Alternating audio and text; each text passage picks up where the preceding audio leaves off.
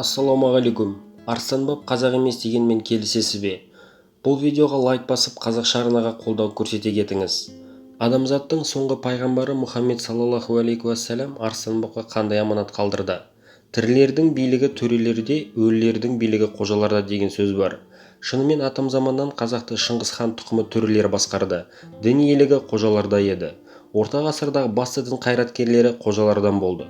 Сол себепті Арыстанбап тегі Әзірет Әлиден тарайтын шежіремен байланысты.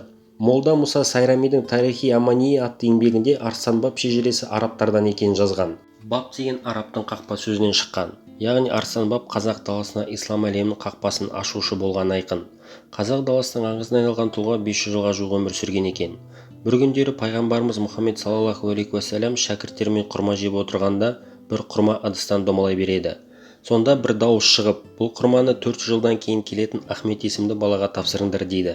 Сонда болашақ ізбасарға құрманы табыстауға Арыстанбаптан басқа ешкімнің дәті бармапты.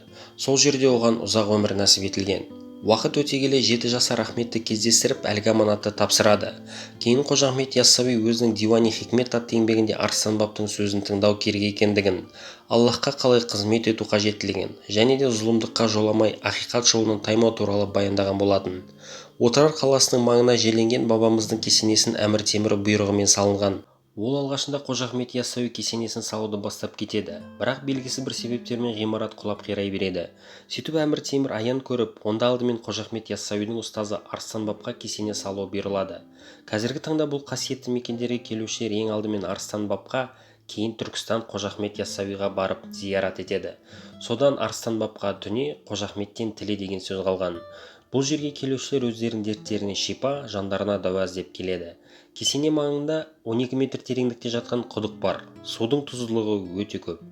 Оны бұл жерге зиярат етушілер дертке шипа ретінде пайдаланады.